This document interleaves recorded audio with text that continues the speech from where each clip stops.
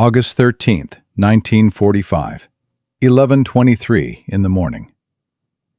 First Lieutenant Oscar Perdomo pressed the trigger and watched 8 streams of fire pour from his P-47 Thunderbolt into a Japanese fighter 800 yards away. The Ki-84 shuddered, belched black smoke, and began spiraling toward the Korean countryside 8,000 feet below. He did not watch it fall. He was already shifting his gun sight to the second aircraft, then the third, then the fourth. In exactly 6 minutes, Oscar Perdomo would become something that no American pilot would ever become again. The last ace in a day in United States military history.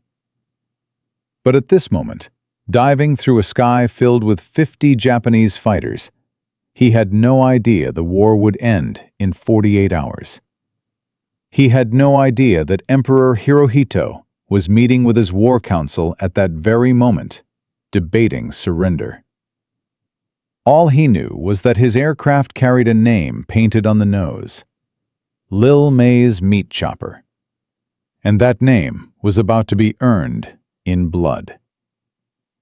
26 years old, 9 combat missions, 0 kills. The son of a Mexican immigrant who had ridden with Pancho Villa was about to change everything in the next 4 minutes. But to understand how Oscar Perdomo found himself diving toward 5 enemy fighters with 3,000 rounds of ammunition and nothing to lose, we need to go back. Back to a war that had already killed millions. Back to an island 4 miles northwest of Okinawa. Back to 6 weeks of frustration, empty skies, and pilots who joked that the Japanese had simply run out of planes. The Pacific War in the summer of 1945 was supposed to last another year. Military planners on both sides had accepted this reality with grim certainty. Operation Downfall, the planned invasion of the Japanese home islands, was scheduled to begin in November. American strategists estimated that the operation would cost between 400,000 and 800,000 American casualties. Japanese estimates were even more horrifying. They expected to lose millions of civilians defending their homeland, street by street, village by village, until nothing remained but ashes and bones. The atomic bombs had changed everything. Hiroshima had burned on August 6th. Nagasaki had followed on August 9th. But the Japanese military had not surrendered. Hardliners in Tokyo argued that one more decisive victory might force the Americans to negotiate.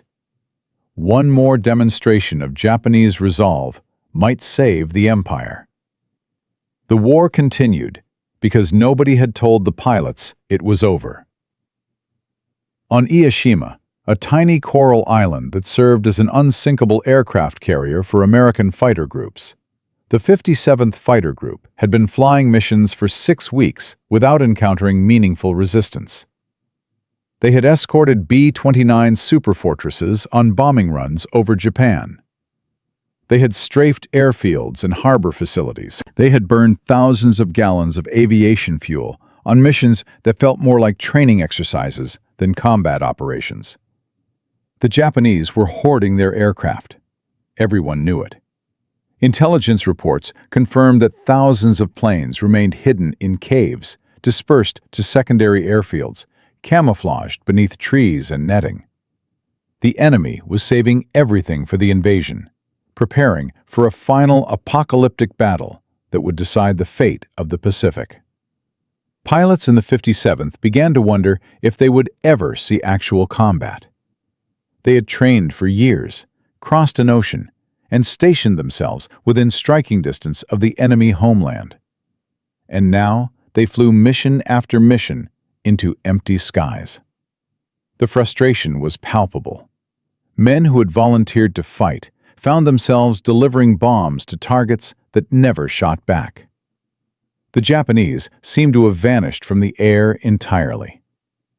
August 13th proved them catastrophically wrong. Mission 507-35, launched 53 P-47N Thunderbolts at dawn. 15 turned back with mechanical problems or navigation errors. The remaining 38 droned northwest across the East China Sea, crossed the Korean coastline, and were approaching Keijo when radar operators reported contacts. Lots of contacts. The Japanese 22nd and 85th Sentais had scrambled everything they had. Nakajima Ki-84 Frank fighters, some of the best aircraft Japan had ever produced. Nakajima Ki-43 Oscars, older, but still deadly in experienced hands. Even a pair of Yokosuka K-5Y Willow trainers that had somehow found themselves in the wrong piece of sky on the wrong day.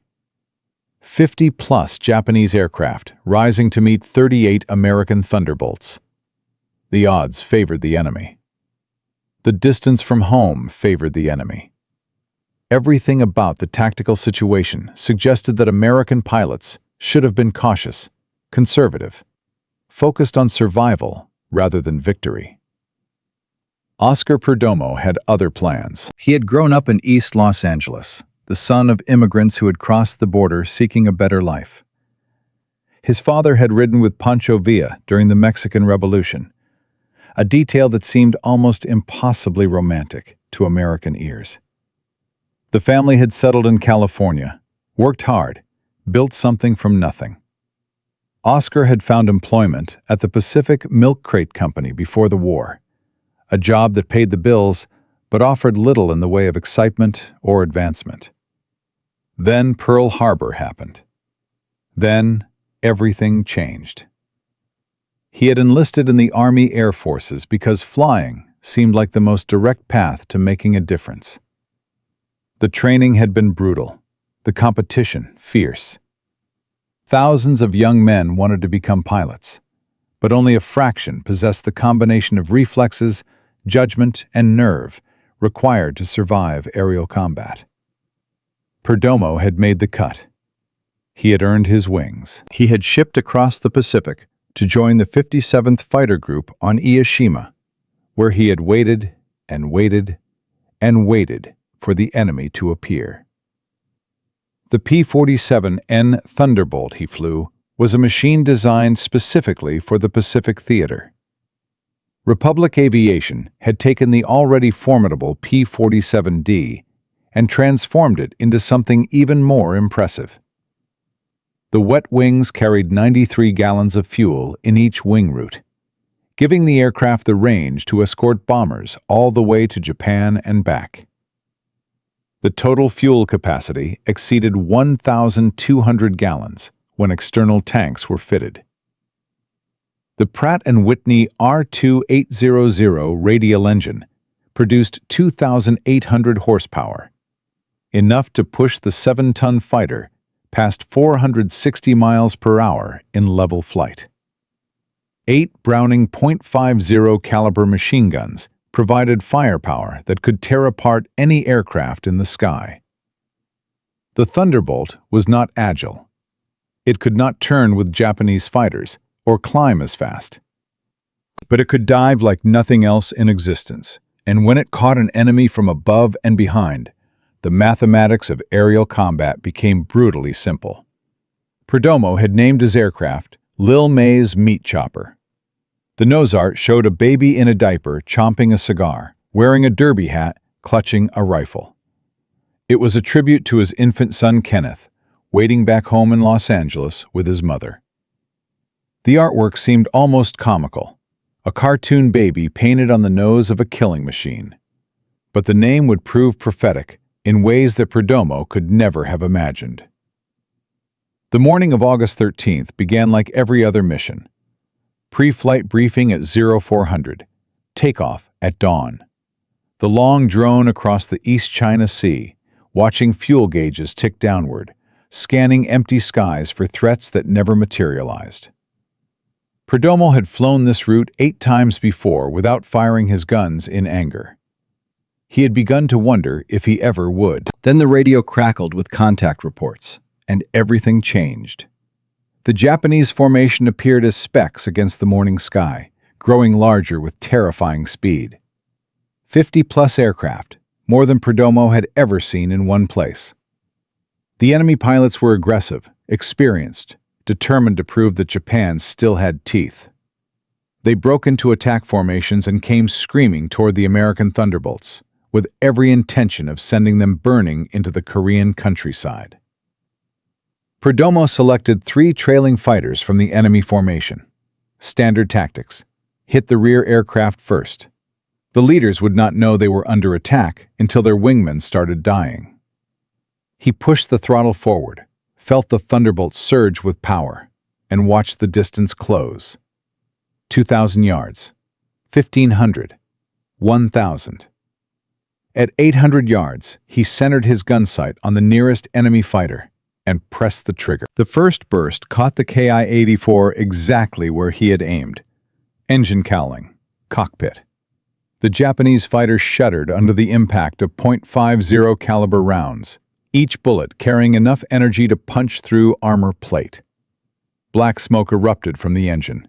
The aircraft began a death spiral that would end in the Korean earth 8,000 feet below. Perdomo was already shifting to his second target. 9 missions without a kill. 6 weeks of frustration and empty skies. Now the enemy had appeared, and Oscar Perdomo discovered something about himself that would change military history forever. He was devastatingly good at this.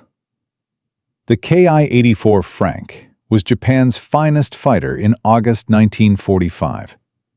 Faster than the legendary Zero, better armed, capable of climbing with American aircraft that had dominated the Pacific for 2 years. Japanese pilots called it the Gale, and Allied intelligence had classified it as one of the few enemy fighters that could challenge American air superiority on equal terms. None of that mattered when 8.50 caliber machine guns found their mark. His second target tried to break right. Too slow.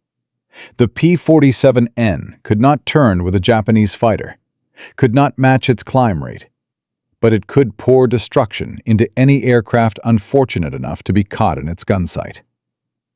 Perdomo watched tracers reach across the sky and converge on the enemy aircraft. Hits sparkled along the fuselage. A section of wing separated. Part of the tail assembly tumbled away. Then flames erupted from the fuel tanks, and the fighter became a fireball, tumbling toward oblivion. 2 kills in less than 60 seconds. The third Japanese pilot had seen enough. He rolled inverted and dove for the deck, accelerating away from the American who had just destroyed his squadron mates. Perdomo let him go. Pursuing a single fleeing enemy meant losing sight of the larger battle. He needed to find more targets. He needed to keep fighting. The meat chopper was just getting started. He pulled the Thunderbolt into a climbing turn, scanning the chaos that surrounded him. Aircraft twisted and dove in every direction. Smoke trails marked the paths of damaged machines. At least 3 parachutes drifted below, though Perdomo could not tell whether they carried American or Japanese pilots. The morning sun made identification difficult, but silhouettes told the story. Enemy aircraft were everywhere. Then he spotted movement at 800 feet. 2 aircraft flying in close formation, heading northeast. Biplanes. Canvas-covered relics from another era. Yokosuka K-5Y Willows. Training aircraft that had no business being in the middle of an air battle over Korea. What they were doing there made no tactical sense. It did not matter. They wore Japanese markings. They were legitimate targets. Perdomo rolled inverted and pulled toward the earth, building speed for the intercept. The biplane saw him coming. The pilots separated, each choosing a different escape route. Perdomo selected the closer aircraft and opened fire. A Willow trainer had a maximum speed of 132 miles per hour. The P-47N was diving at over 400. The engagement lasted approximately 3 seconds. The biplane caught fire, spiraled right, and impacted the ground in a column of black smoke. 3 kills. Oscar Perdomo had achieved in minutes what most pilots never achieved in entire careers. But the morning was far from over. As he pulled up and regained altitude, searching for friendly aircraft, he found something else instead. 4 Nakajima Ki-84 Franks, holding the altitude advantage, positioned perfectly for an ambush. Sun behind them, speed building, the textbook bounce that had killed hundreds of Allied pilots across the Pacific. 4 of Japan's best fighters were diving toward him, with every intention of adding another American to their kill counts. Oscar Perdomo had perhaps 2 seconds to make a decision that would determine whether his son Kenneth ever saw his father again. What happened next would become legendary. But that is a story for part 2. Because what Oscar Perdomo did in those next 90 seconds violated every principle of aerial combat ever written. He charged 4 armed fighters with a decision so insane that the Japanese pilots could not believe what they were seeing. And when his guns finally fell silent, when 3,000 rounds of ammunition had been expended in 6 minutes of concentrated violence, Oscar Perdomo found himself 750 miles from home, with exactly 0 rounds remaining, and a wounded enemy fighter turning to kill him. The meat chopper had earned its name, but could its pilot survive what came next? Oscar Perdomo had 3 kills and 4 Japanese fighters diving toward him with the sun at their backs. 2 seconds to react. 2 seconds to decide whether his son Kenneth would grow up with a father or a folded flag. He did something that violated every instinct a pilot possessed. He turned into the attack. The maneuver caught the Japanese formation completely off guard. They had expected the American to dive or break away. Every pilot in history who found himself outnumbered 4-1 had done exactly that. Run, survive, fight another day. Instead, the Thunderbolt was climbing toward them, nose high, speed bleeding away, 8 machine guns pointed directly at the lead aircraft. For a brief moment, all 4 Ki-84 pilots had to adjust their aim. That moment was enough. Perdomo rolled the P-47N onto its back and pulled hard, reversing direction while the Japanese fighters overshot. Their diving speed carried them past and below, exactly as he had planned. The hunters had become the hunted. He selected the trailing aircraft and opened fire before the pilot even knew the geometry had changed. 50 caliber rounds tore through the engine cowling. The Ki-84 exploded in a ball of orange flame that scattered burning debris across the Korean sky. 4 kills. Oscar Perdomo had just become an ace. Not over months of combat, not through dozens of missions, in a single engagement lasting less than 5 minutes. The remaining 3 Ki-84s scattered in panic. 1 dove for the deck. 1 climbed toward the clouds. The 3rd tried to circle back for another pass. Perdomo ignored them all. His ammunition counters showed critically low numbers. Perhaps 30 seconds of firing time remained. He needed to find his squadron and begin the long flight home. But the sky over Keijo had transformed into absolute chaos. Smoke columns rose from at least a dozen crash sites. Aircraft circled at every altitude, some fighting, others simply trying to survive. Perdomo spotted a pair of P-47Ns at 3,000 feet, their distinctive paddle blade propellers catching the morning sun. Friendlies. He banked toward them. Then he saw what they were fighting. A single Ki-84 had latched onto the tail of 1 Thunderbolt and refused to let go. The American pilot was jinking hard, trying to shake his pursuer, but the Japanese fighter matched every move. Tracers streaked past the American aircraft, missing by inches. The second P-47N was attempting to help, but the angles were wrong. Every time the wingman lined up a shot, his squadron mate flew into the line of fire. Perdomo pushed the throttle to maximum power and dove toward the engagement. The meat chopper had perhaps 20 seconds of ammunition remaining, maybe less. It would have to be enough. He came in from above and behind, the same attack profile that had worked 4 times already. The Ki-84 pilot was focused entirely on his target, watching the American Thunderbolt fill his gun sight, waiting for the perfect moment to deliver the killing burst. He never checked his 6. He never saw Perdomo diving toward him at 400 miles per hour. Perdomo pressed the trigger and held it down. Tracers reached across the sky, converging on the Japanese fighter. Hits sparkled along the fuselage. The Ki-84 shuddered. Smoke began pouring from the engine. Then the guns went silent. Not a gradual slowdown. Not a few final rounds. Complete silence. All 8 Browning machine guns had run dry simultaneously. 3,000 rounds of 50 caliber ammunition, enough firepower to destroy a small building, had been expended in less than 6 minutes of combat. The Ki-84 was damaged but still flying. Smoke trailed from its engine, but the aircraft remained under control. The Japanese pilot, suddenly realizing he was under attack from a new direction, broke off his pursuit of the American Thunderbolt and turned toward Perdomo. Oscar Perdomo was now 750 miles from home, alone in hostile airspace, with a wounded enemy fighter turning to kill him and exactly 0 rounds of ammunition remaining. Most pilots would have run.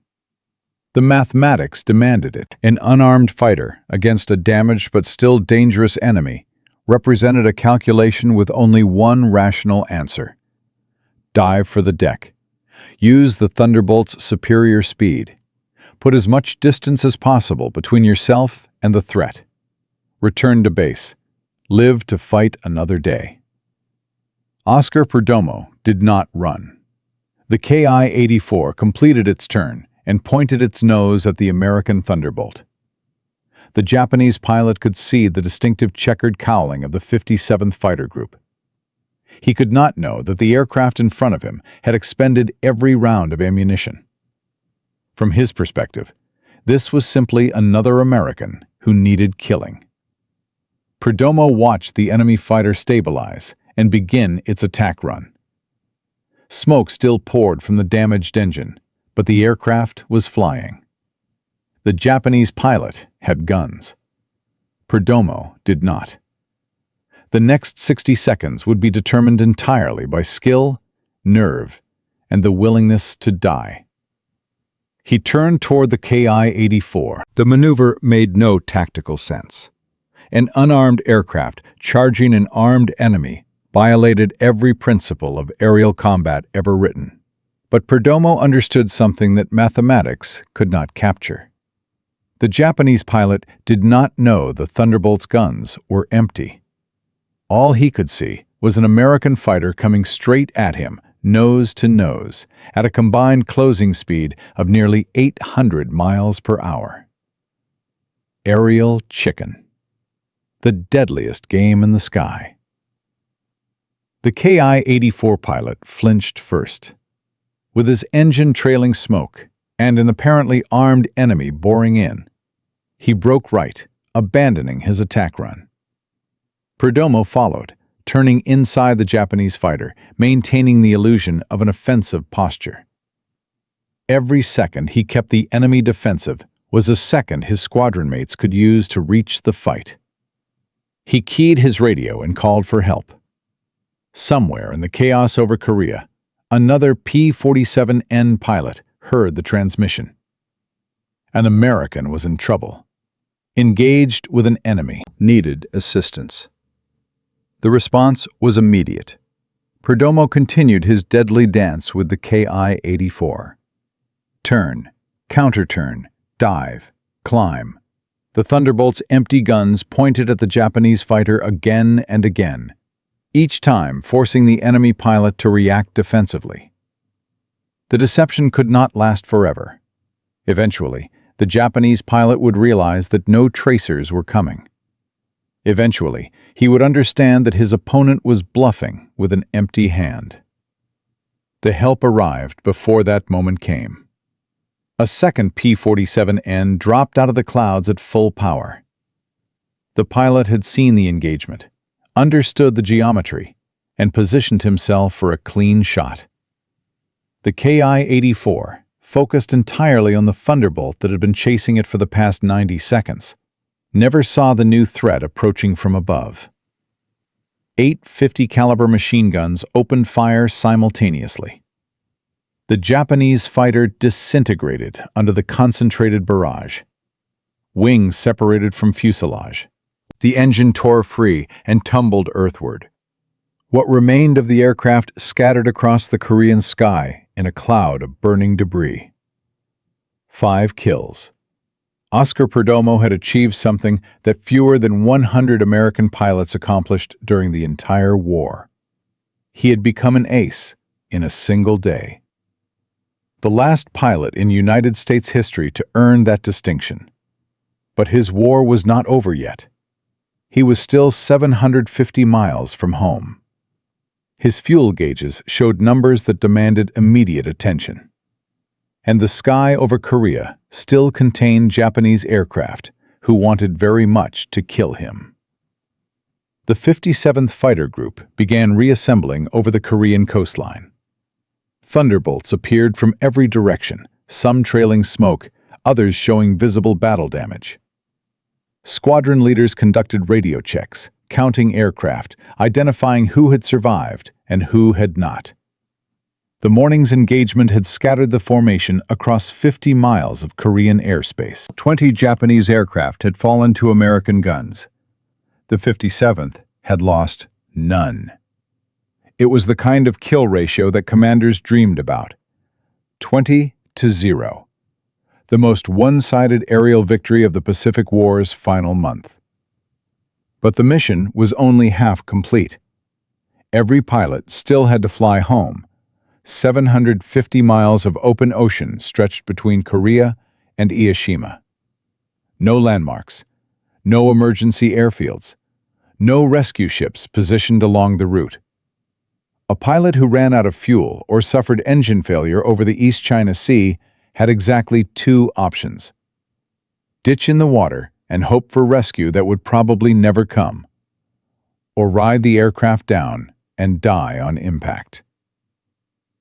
Perdomo joined a loose formation of P-47Ns heading southeast toward the coast. The Thunderbolts flew at 12,000 feet, high enough to glide toward land if an engine failed, low enough to conserve fuel. Conversation on the radio remained minimal. Pilots monitored their instruments, watched their fuel gauges, and counted the minutes until Ieshima appeared on the horizon. The East China Sea passed beneath them in an endless expanse of gray-blue water. August heat created thermals that bounced the heavy fighters unpredictably. Perdomo trimmed the aircraft for maximum efficiency, adjusting throttle and mixture to squeeze every possible mile from his remaining fuel. 2 hours into the return flight, Okinawa appeared as a smudge on the southern horizon. Ieshima lay just beyond. Perdomo's fuel gauges showed nearly empty tanks as the island filled his windscreen. Another 50 miles would have meant ditched aircraft and dead pilots floating in the East China Sea. The Thunderbolts entered the landing pattern one by one. Wheels down. Flaps extended. Final approach. Perdomo touched down on the coral runway and felt the aircraft settle onto its landing gear. 8 hours and 18 minutes after takeoff, Mission 507-35 was complete. He taxied to the hardstand where his crew chief waited. The man's eyes went immediately to the gun ports, checking for the carbon residue that indicated combat. He saw plenty. Then he looked at Perdomo's face and knew something extraordinary had happened. The debriefing room filled with pilots still wearing their flight suits, still smelling of sweat and aviation fuel and cordite. Intelligence officers moved between them, collecting initial reports, cross-referencing claims. 20 Japanese aircraft destroyed. Perdomo sat in a metal folding chair and recounted his morning. 5 enemy aircraft, 4 fighters and 1 trainer. The intelligence officer wrote everything down. Initial claims would be filed immediately. Confirmation would wait for the gun camera footage. That evening, technicians threaded the film into projectors and watched the morning's combat unfold frame by frame. Perdomo's camera had captured everything. The first Ki-84 taking hits, the second fighter disintegrating, the Willow trainer burning against the Korean landscape, the 4th kill, and the 5th, the damaged Ki-84 that Perdomo had attacked, chased and harassed until his squadron mate could deliver the killing blow. All 5 victories belonged to him. The gun camera did not lie, but as Oscar Perdomo finally closed his eyes that night, exhausted beyond measure, he had no idea what the next morning would bring. He had no idea that Emperor Hirohito had made his decision.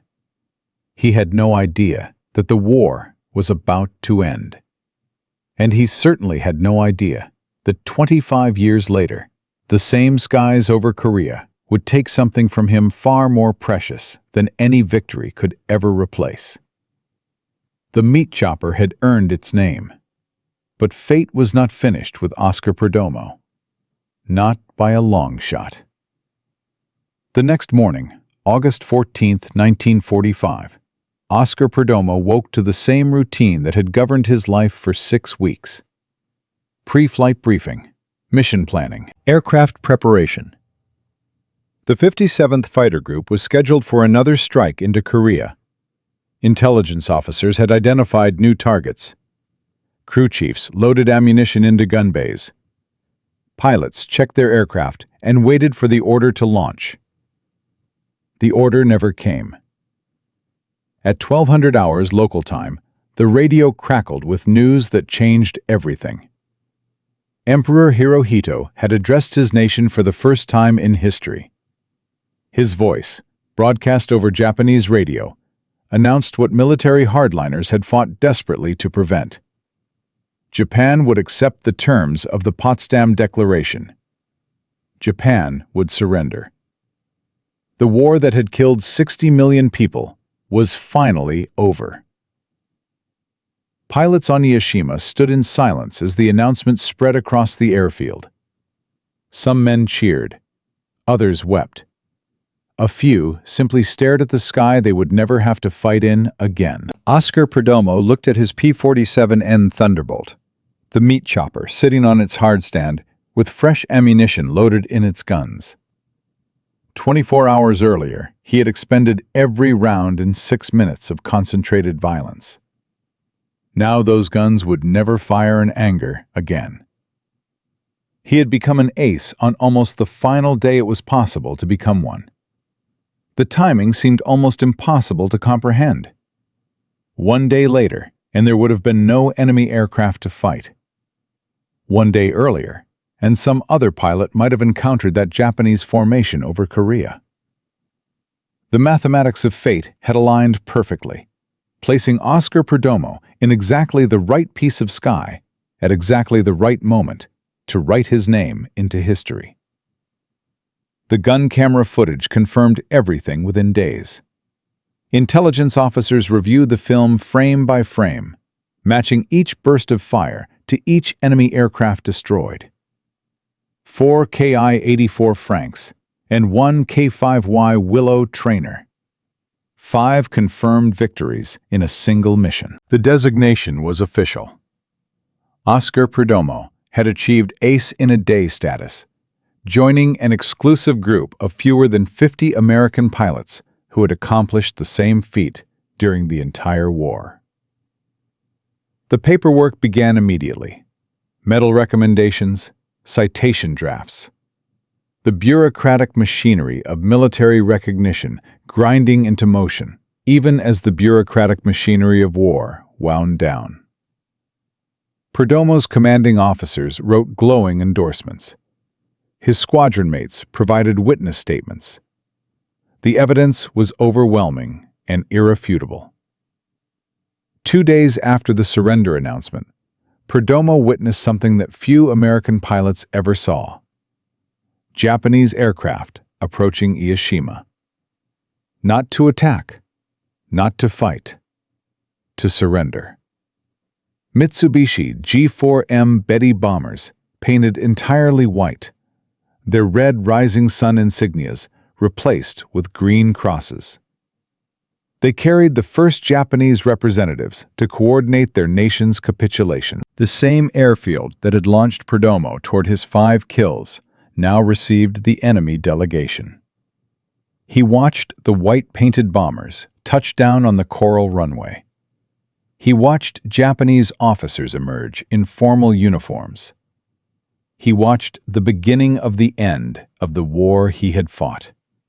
The juxtaposition seemed almost impossible to process.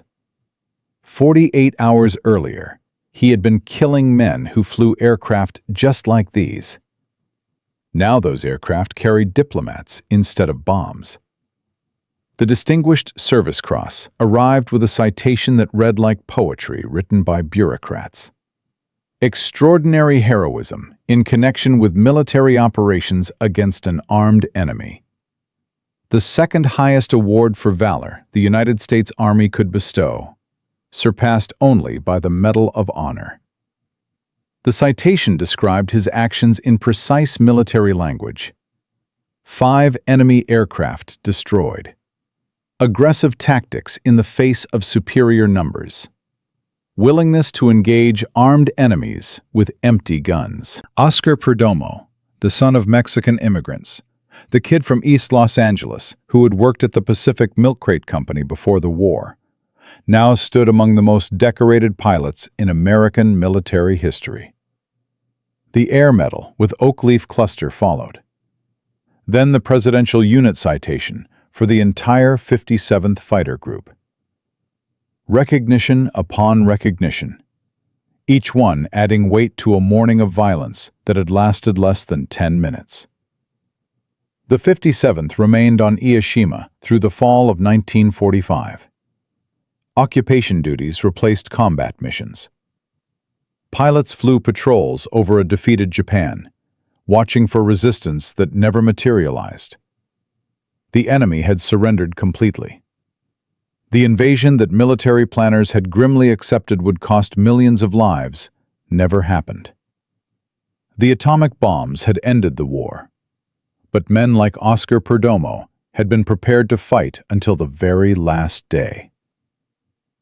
In January 1946, the group transferred to Okinawa. 4 months later, it was deactivated entirely. The war was over. The warriors went home. Oscar Perdomo's combat career had ended, but his flying career was just beginning. He remained in the Army Air Forces after demobilization, one of the few wartime pilots retained for peacetime service. The military needed experienced aviators, men who had proven themselves in combat, men who could train the next generation of pilots for wars that had not yet begun. Perdomo qualified on every count. His 5 kills, his Distinguished Service Cross, his willingness to charge armed enemies with empty guns. The brass wanted him to stay. In 1947, the United States Air Force became an independent branch of the military, separating from the Army for the first time in American history. Perdomo transferred to the new service and continued flying. The aircraft changed. Propellers gave way to jets. The P-47 Thunderbolt became a museum piece, while sleek new fighters screamed across American skies at speeds that would have seemed impossible during the war. But the fundamental skills remained the same. Stick and rudder, eyes outside the cockpit. The instincts that had kept him alive over Korea. Oscar Perdomo adapted and evolved, mastering each new aircraft type, passing his knowledge to younger pilots who had never heard a shot fired in anger. He left active duty in January 1950, returning to civilian life in Los Angeles. His son Kenneth was 5 years old now, no longer the diapered baby depicted on the nose of Lil May's meat chopper. The family settled into peacetime routines. Perdomo joined the Air Force Reserve, maintaining his flying credentials while building a life outside the military. The transition seemed complete. Combat felt like ancient history. The skies over Korea existed only in memories and gun camera footage. Oscar Perdomo had survived the deadliest war in human history and emerged as one of its most decorated aviators. The future stretched ahead, peaceful and promising. Then, North Korea invaded South Korea. June 25, 1950. 5 years after Perdomo had shot down 5 aircraft over the Korean peninsula, war returned to the same territory. Communist forces poured across the 38th parallel with overwhelming strength. South Korean defenses crumbled within days. The United States mobilized rapidly, recalling reservists, activating units, preparing for a conflict that would last 3 years and kill nearly 40,000 Americans. Captain Oscar Perdomo reported for active duty on June 30, 1950. The Air Force needed experienced pilots. The man who had become the last ace in a day over Korea was going back.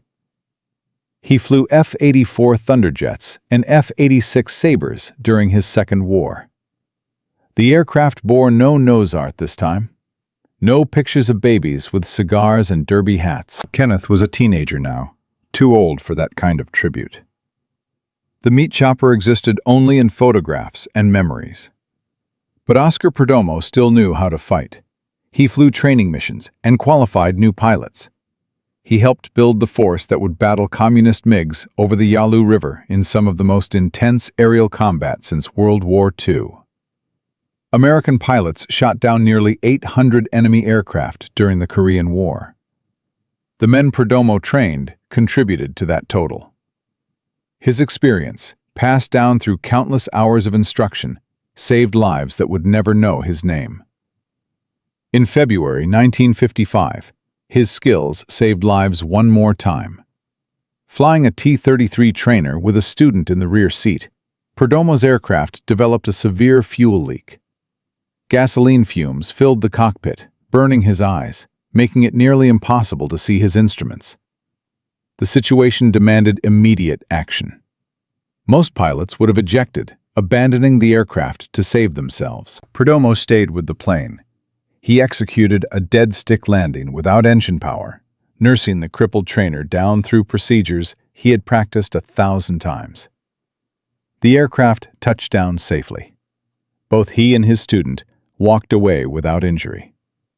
Once again, skill and nerve had conquered circumstances that should have killed him.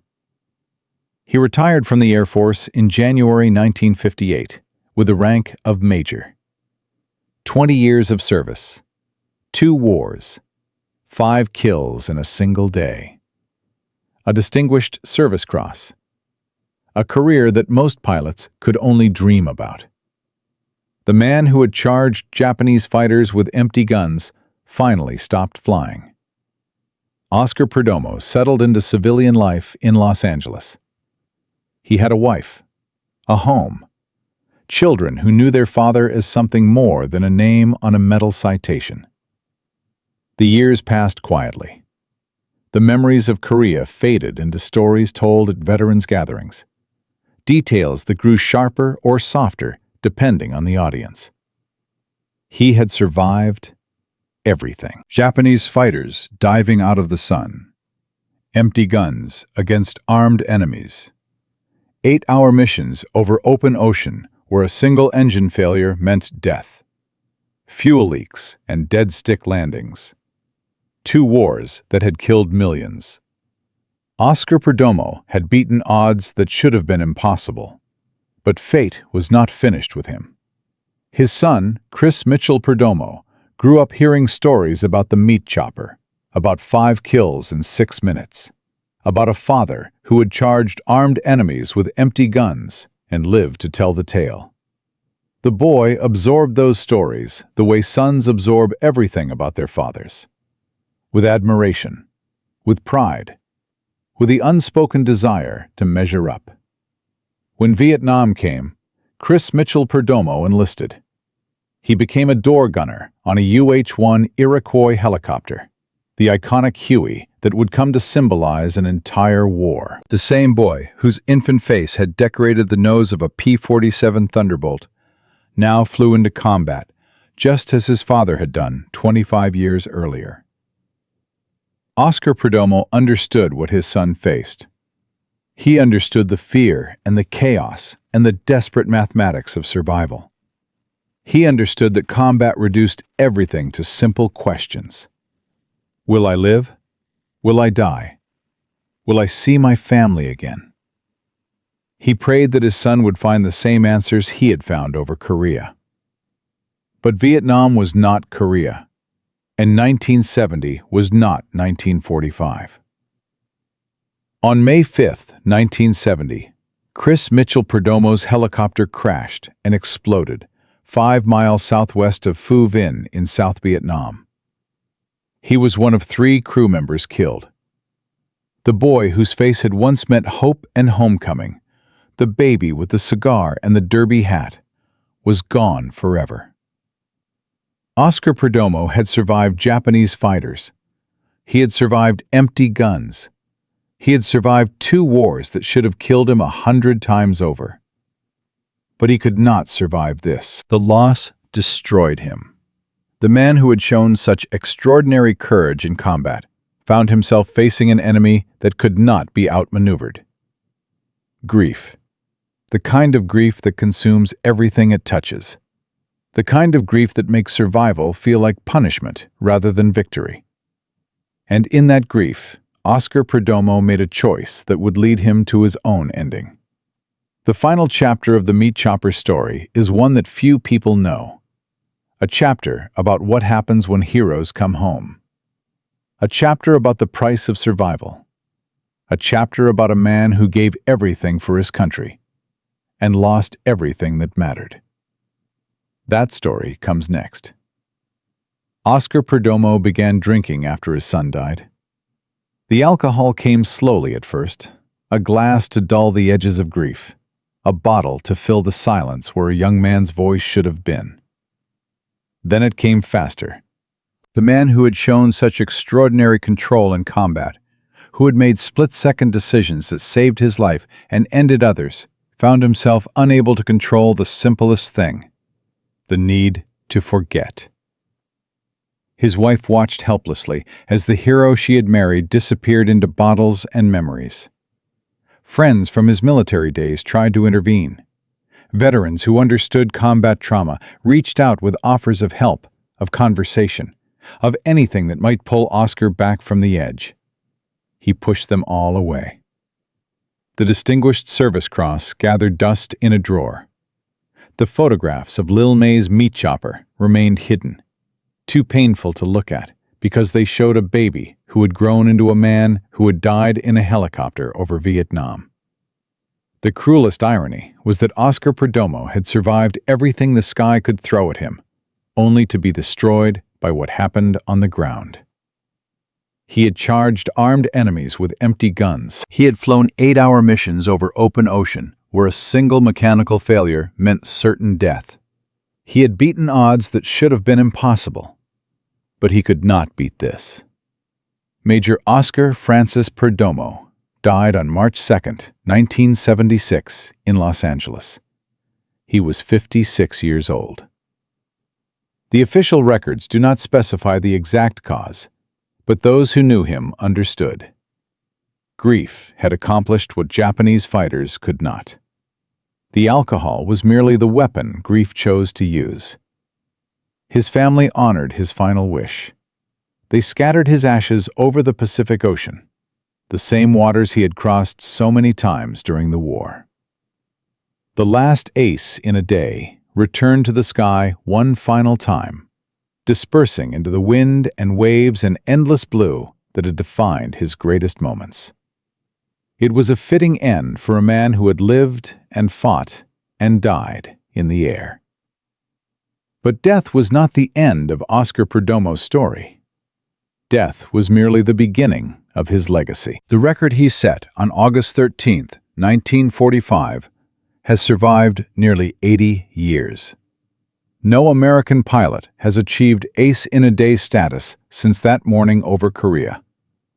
The jet age brought faster aircraft and deadlier weapons, but it also brought changes that made such achievements nearly impossible. Modern air combat happens at speeds and distances that would have seemed like science fiction to Perdomo and his contemporaries. Missiles launch from miles away. Pilots rarely see their enemies with naked eyes. The close-range dogfighting that defined World War II has become a relic of history. Some pilots in Korea and Vietnam claimed 5 kills in a single day, but none have been confirmed with the certainty that gun camera footage provided in 1945. Oscar Perdomo stands alone as the last undisputed ace in a day the United States has ever produced. The record will likely survive forever. The P-47 Thunderbolt he flew became a museum piece after the war. The aircraft type was retired from active service as jets took over American fighter squadrons. But the Thunderbolt's legacy lived on in the Republic F-84 Thunderjet and F-105 Thunder Chief that followed, descendants of the same engineering philosophy that had created the meat chopper. Heavy, fast, devastating firepower. The ability to absorb punishment that would destroy lesser aircraft. Today, the commemorative Air Force maintains a flying P-47 Thunderbolt, painted to replicate Lil May's meat chopper. The nose art shows the same baby, the same cigar, the same derby hat that Oscar Perdomo had painted on his aircraft in 1945. The airplane appears at air shows across the country, introducing new generations to a story that deserves to be remembered. When that Thunderbolt roars across the sky at air shows, spectators see more than a vintage aircraft. They see living history. They see the last physical connection to a morning when a young man from East Los Angeles shot down 5 enemy fighters in 6 minutes and then charged a 6th with empty guns. The sound of that Pratt & Whitney radial engine, the distinctive whistle of those paddle blade propellers, carries echoes of a day when the war hung in balance and one pilot's courage tipped the scales. Oscar Perdomo's name appears on the memorial wall at the United States Air Force Memorial in Washington. His personal papers rest in the archives of the San Diego Air and Space Museum. His Distinguished Service Cross citation remains part of the official record, documenting extraordinary heroism in language that bureaucrats use when they cannot find words adequate to describe what actually happened.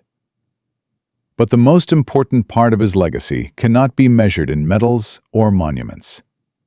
Oscar Perdomo proved something that military institutions often forget. Courage is not the absence of fear. Courage is the decision to act despite fear. When he turned toward 4 diving Japanese fighters instead of running, he made a choice that violated every instinct for self-preservation that evolution had programmed into his brain. When he charged an armed enemy with empty guns, he bet his life on a bluff that should not have worked. Both times, courage won. The lessons of his story extend far beyond military aviation. In every field of human endeavor, there are moments when the safe choice and the right choice point in opposite directions. Moments when running away makes perfect logical sense, but something deeper demands that we stand and fight. Oscar Perdomo faced those moments at 400 miles per hour, with enemy tracers reaching toward his cockpit. Most of us face them in offices and boardrooms and hospital corridors. The principle remains the same. Sometimes the only way forward is through. His story also teaches us about the cost of courage. Oscar Perdomo survived the war, but he did not survive intact. The same qualities that made him extraordinary in combat, the willingness to risk everything, the refusal to accept defeat, the absolute commitment to the mission, could not protect him from the ordinary tragedies of human existence. He could outfly Japanese fighters, but he could not outfly grief. This is the part of war stories that Hollywood rarely shows. The medals and the glory and the triumphant homecomings make for better cinema than the long, slow decline of men who gave everything and came home to find that everything was not enough. Oscar Perdomo deserved better than he got. His son deserved to come home from Vietnam. Neither of them received what they deserved. There is one final detail that most people do not know. On the morning of August 13, 1945, Oscar Perdomo was not supposed to be flying combat. His original assignment had been to a different mission, a routine patrol that would have kept him far from the aerial battle over Korea.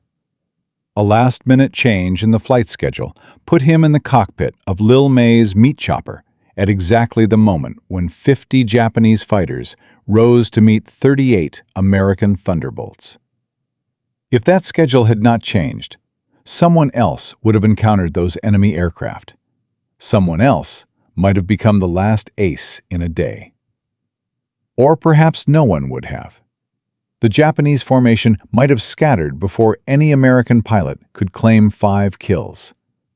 The record that has survived nearly 80 years might never have been set at all.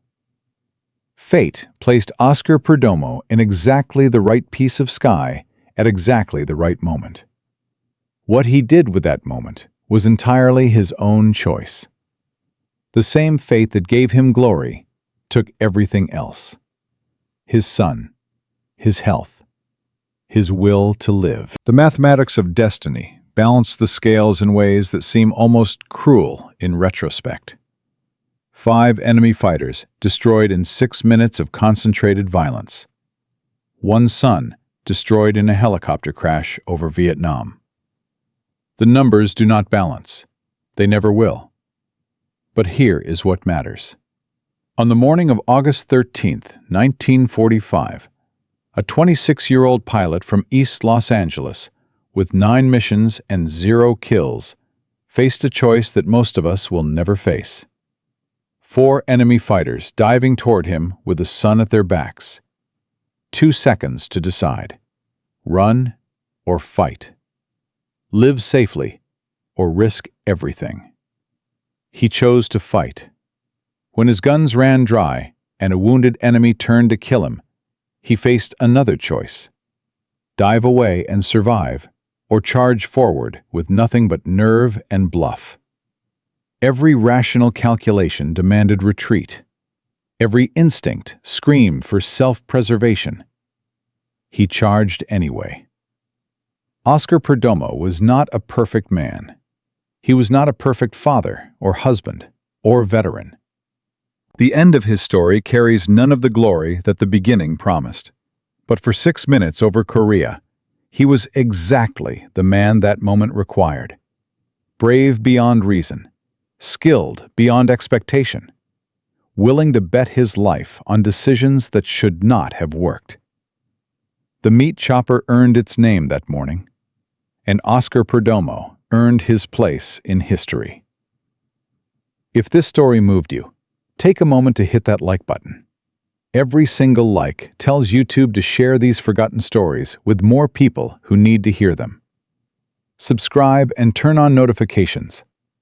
We rescue stories like this from dusty archives every single week. Stories about ordinary people who did extraordinary things. Stories about the price of courage and the cost of victory. Drop a comment and tell us where you are watching from. Tell us if someone in your family served. Tell us if you had ever heard of Oscar Perdomo before today. Our community stretches across the entire world, bound together by respect for those who gave everything. Oscar Perdomo flew his final mission on August 13, 1945. He became the last ace in a day in American history. He charged armed enemies with empty guns and won. He came home to a son who would grow up to die in another war. He found peace at the bottom of a bottle and rest in the waters of the Pacific Ocean. From a kid working at the Pacific Milk Crate Company to the last pilot who would ever shoot down 5 aircraft in a single day. From a baby's face painted on a fighter plane to ashes scattered over the sea. From 6 minutes of violence to 80 years of legacy. That is the story of Oscar Perdomo. That is the story of the meat chopper. And that is why some stories deserve to be remembered forever.